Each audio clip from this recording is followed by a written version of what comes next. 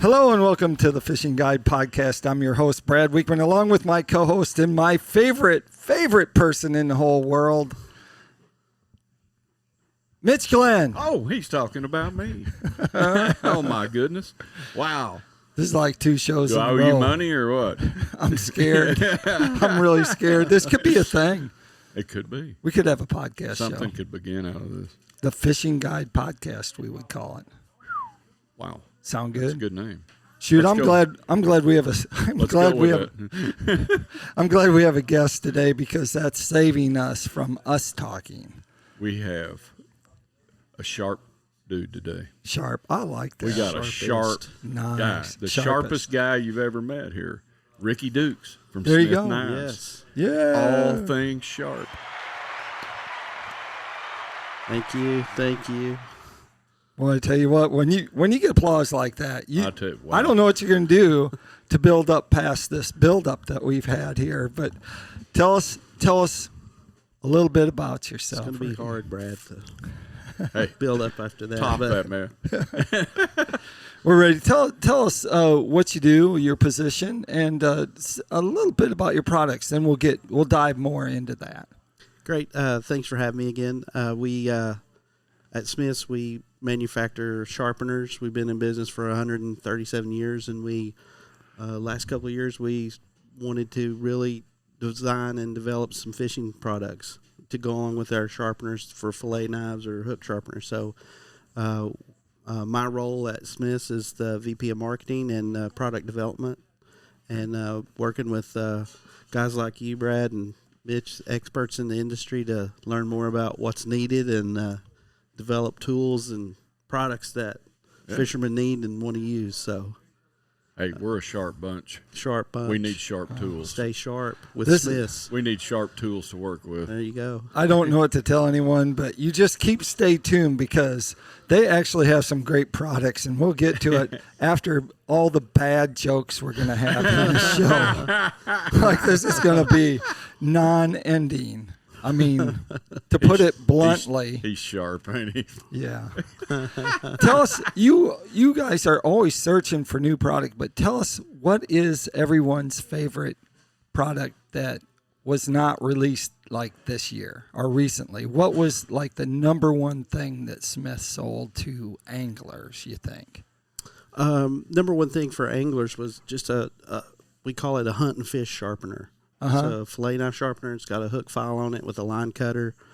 One of our most popular items that we've had for several years, but we didn't really have a full product line in the fishing market. So we really took that as a base and looked for other tools that we could develop, fillet knives and other sharpeners needed for not just the crappie market, but saltwater in different areas that could complement that product. Yeah, so. And so now you have a great big old line of products, new products that they're kind of your mastermind and your team has come up with. We just launched in the last month 27 new products. So Wow. It's anything from gloves to pliers.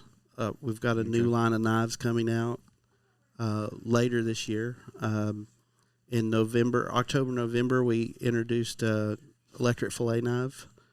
We worked with Wally Marshall, Mr. Crappie, and we developed a fillet knife for the crappie market. Right. A product that really doesn't get hot. You can fillet a couple hundred fish at a time. Yeah. Honestly, Mitch, I don't catch 200 fish, but maybe you do. So in other words, Brad, it's going to last 2 lifetimes. Two lifetimes for me, for sure. But we're really excited about that product, and it's doing really well in the market and the acceptance. People that use that product. Mitch is a big crappie flayer. Like he loves crappie. Oh, yeah. What's your how do you do it, Mitch? You use an electric knife, and then do you use like a bony knife? How do you do that process? My number one way when nobody's around watching and everything is I use an electric knife a lot like you would use a boning knife. Uh-huh. I don't know if that makes sense or not, but you would take a boning knife and cut like this and run down the backbone. Right. Okay. I use my electric knife that way because I grew up having to use a boning knife. Okay. So instead of just coming in there, chop and slice, I feel like at the end of the day, I'll sit down and compare on a gram scale or whatever. If I use my electric knife that way, I get more meat that way. Sure. Now, what I do when I fillet a fish is I cut through the rib cage, flip it over, and skin the fish with the fillet knife, and then I take the electric knife and I carve the ribs out. And we'll do a video on it before we get out of here. Yeah. Right. But after I do that, instead of tossing that rib cage, that's when I take my boning knife, and you can turn your rib cage over and mash them down like this. Come in, make a cut on your ribs, and then when they're mashed down, you can curve that piece off. You'll end up with a fillet that's about that thick and about that big around.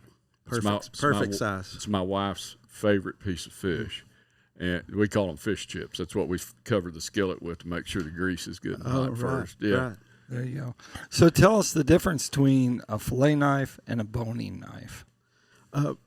Well, we've worked with some experts that have skinned or processed meat for years that really helped us design the profile of the blade and the flexibility, and that's what we work on for really that boning type knife is the flexibility and the profile of the blade. And by profile, what? So it's a shape straight, really from handle down to the point. Right. so it turns up. Turns up. Right. And we have both a 6-inch and an 8-inch boning knife. I can't wait to use that 6-inch. Sounds like it'll be perfect for what I'm doing with that rib cage. Yeah. And you have different size blades for your fillet knife, your electric. We do, like Mitch said, a lot of crappie fishermen will just, they get those slabs off. They'll slab and get the slabs off and come back and trim out the rib cages. So we developed a small 4.5-inch blade that you can come back in, and you really have good control instead of using a long 6 or 7-inch blade. Right. You can put on that 4.5-inch blade and just come in and go to work on those rib cages, getting those trimmed out really close, like you said. So you save a lot of meat also. Right. So let's talk about pliers, because pliers in bass boats and in inshore boats, that's like an issue usually, isn't it? What's the deal with pliers? Why do they always rust? Why does Mitch's pliers always look like vice grips and they don't open? They're vice grips that don't work. They're exercise equipment. Yeah, what's... Hold the hook while I pinch on it. That's right. It's always a trade-off. We work with different materials, stainless or carbon, and it's a lifelong battle with any manufacturer trying to develop a pair of pliers at the pivot point that won't corrode and rust. So you mean metal? Metal corrodes. Metal corrodes. Yeah. It's not my fault. It's not your fault. But you have... Not always. Do you have... Please do not encourage him. But you have... don't you have products that are made for like inshore fishermen and also for freshwater fishermen? We do. And we've got a new line of products that are coming out later this year for that. It's a fully aluminum product. Oh. So whereas it won't last forever, Mitch will still have to clean it and rinse it. Oh, good luck on that. Both? Good luck. One or the other. Okay. Let's just get one in there. And just to improve the life Will of they the have product. like automatic self-retrieval mechanism for coming back up off the bottom of the lake? If you tie a long enough string to it. So that's new, something that you're coming out. You just released on the podcast here that no one else knew. Huh? No one else knew. Saltwater We actually pliers. did put a carabiner on the handle, so you can, and a lock, so you can just Nice. clip it on your pants, That would be your nice. belt loop, Yep. or fishing jacket, so you can. That's cool. So who comes up with these ideas? You said you had a team of people, and how do you do? We have an engineer in Hot Springs, Arkansas. And we start with looking or talking to fish, just listening to what people struggle with, like pliers, or we haven't come up with a good pair of floating pliers, but just listen to just what fishermen have His mind's issues with. going already. So. Yeah. And we try to feel that need for what you solve a problem with the products that we Right. develop, and you know, your pliers are always in the wrong place. So Yeah. much like our sharpeners, we try to keep and develop products right where the work happens. So it's always handy and convenient for you to use. So What an idea. Yeah. Yeah. So and you, instead of putting a tether, a lot of people will put like a lanyard or a tether on there. But some people just won't do that. So we built in a carabiner. We're real excited about that product. It's a great little, just cool. we try to make it as easy as possible for the user to have Right. everything they need. So When you and start- I'll have some of those I can show later. All When right. you start dealing with the fishing industry, you can charge for easy. Charge free. Mitch's projects, his lures are easy.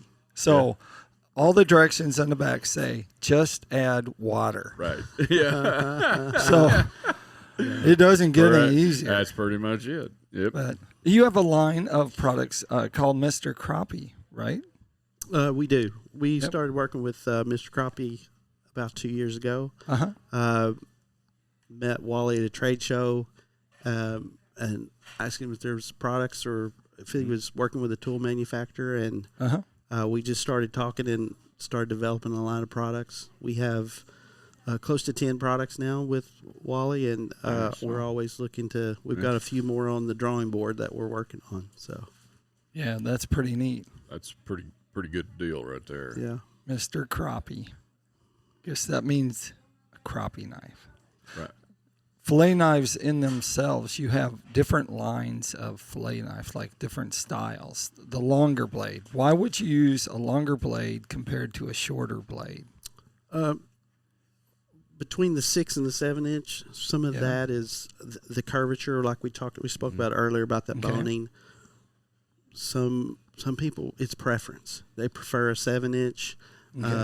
Like Mitch, he'll probably always says he catches 8 inch wide crappie, and he wants a 7 inch, not a 6 inch. Right? So I got you. So, and then just larger knives. We also have a 9 inch, more of a straight profile blade, but a lot of people use that for catfish or just larger freshwater fish. Yep. I see. The line of knives you have is pretty extensive, like little small pocket knives and those kind of knives. Kind of go in and tell us like the different, like you have a whole bunch of different styles. We have 3 main categories that we design for. Okay. An everyday carry pocket knife, just self-explanatory, right? The knife you carry and you can utilize for all different tasks, fishing, what have you, construction. We also have a line of products that are designed for camping and hiking, more of that group. And we have a set of knives that are kind of like the kill it and grill it guys. You know, the hunting, it's a nice skinning blade. And then we have a tactical line of products that we develop for the military and police department. Right. So are you doing knives completely out of stainless steel, or are you using any carbon steel blades, or some of both? Or all of our folding knives are all stainless steel. Okay. We use different materials for the handles, either nylon, glass-filled nylon, just a plastic handle, or G10 handles. And some have we do have aluminum handles, stainless, and titanium-coated stainless as well. Getting into some of the bigger knives, though, your tactical line and stuff like that, all stainless or all stainless. Okay. Really great quality. They have ball bearing pivots, so they're easy to open, and they really hold up well. Okay. Pocket clips. Right. And so, do you have some that have kits like sharpeners in there too?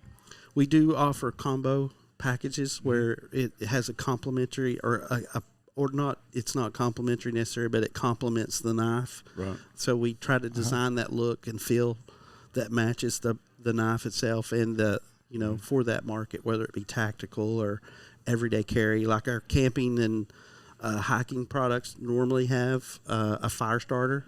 Or a whistle, or some convenience. Some of them have built-in carabiners. Once again, where you just clip it on your pack, just convenience for that job or that task that you're going to use that product for.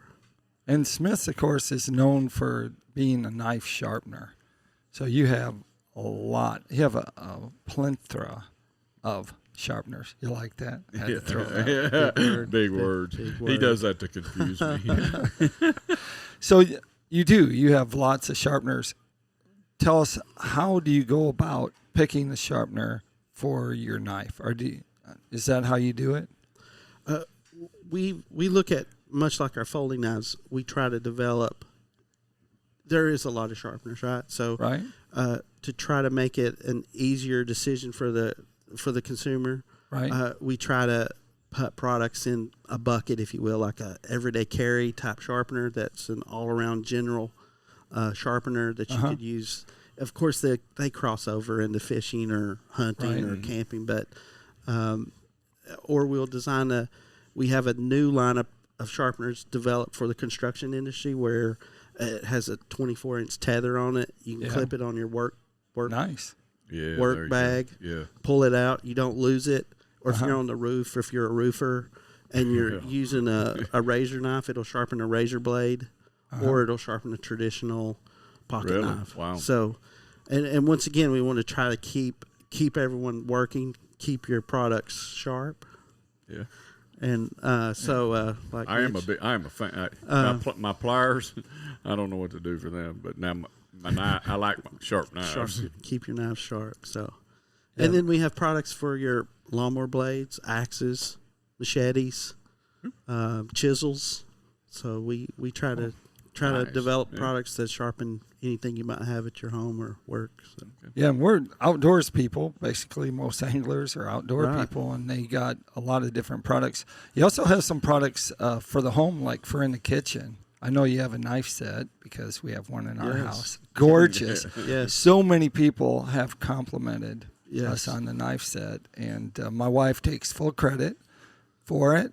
And so, but she shouldn't, but she does. But tell them that you do have some of those products. That's too. our Cabin and Lodge series. Right. We started that product about 2 years ago, and it was just spending time with customers and listening, once again, what they wanted, or listening to wives actually coming to shows, and they're like, I've got 5, bucks hanging in my kitchen, and I want a set of knives that matches that decor. Right. So we thought, well, let's develop a set of knives that will fit that customer. Matches the kitchen. It's got bone handles. It's got a hammered goes finish. With dead animals in the living room. Yeah, exactly. It's got a 6-inch fillet knife in it. It's an important thing, you know. And an 8-inch bony knife. Yeah. We took out the Santoku that Mitch, I'm sure, uses to fillet his sushi with, but we put in a 6-inch. You put in something they can use. 6-inch fillet knife, right? Yeah. Man, I don't eat no raw fish. Good to hear you fillet them. Yeah. So you just don't. You're not just like picking them. Nah, I'm from the South. It needs to be fried. Fried and deep fried. I tell you what, that takes us up to tackle time, and of course Mitch is here for tackle time, and we're sitting here on the shores of Lake Washington, and we've been out crappie fishing. And when you're crappie fishing, of course, you have to have a lure that crappie like, and these are big crappie down here, and so Massive crappie. so is there a bait that you recommend if you're kind of targeting those bigger crappie, not the crappie that are smaller, but the kind of the crappie that are I'm gonna tell you what happened to work for us today. all right. Every day is a different day, because less than 2 days ago there was ice right there, Right. and now we have open water, but it's 39 degrees. Okay. And with the advantage of live scope, you can see crappie. You know they're there. To get these, we got some nice ones out there in that live well, but to get those kind of crappie to bite, it took a combination. Okay. We were using the Pico tubes, All right. okay, and filling them full of slab sauce. Oh. Constant scent in the water, and so you make a big area out of your lure. We're using the bulkiest bait we've got, which is a tube. Put a tube on and fill it full of slab sauce, and then we were tipping that with a minnow also. All right. So you got a lot of bait, you got a lot of scent, and you get that in their face, and because you can see those fish, they don't want to move. It's cold. Okay. You know, so you get something like that, you can actually get them to turn their head and take the bait. So use bulk, use flash, and use scent. Okay. My tip of the day. There you go. We appreciate that part. Ricky, if they wanted to find out more about Smith Consumer Products, where would they go? They go to our website, smithsproducts.com. Okay. Mitch? I'll plan to be checking that out. Yeah. You going to get you a real pair of pliers in your boat? I would. You know, I'm not as worried about the pliers as I am the knives. I like knives. I do too. You can't have enough knives. You can't have enough. I would dare wager that if you allowed me to let you look all through my truck, other than you, of course, you're in the business. I've probably got more knives here than anybody. I just took an axe out of my truck before I come on this trip, so but I've still got the machete, and I've got a variety of knives around. So there you go. If you want to catch more of the Fishing Guide podcast, you can check us out on our podcast networks. We're all across all of the stations, and of course our YouTube channel. You can check us out there at the Fishing Guide Podcast YouTube channel. And for Mitch and myself, make sure you keep your hooks sharp and your lures in the water.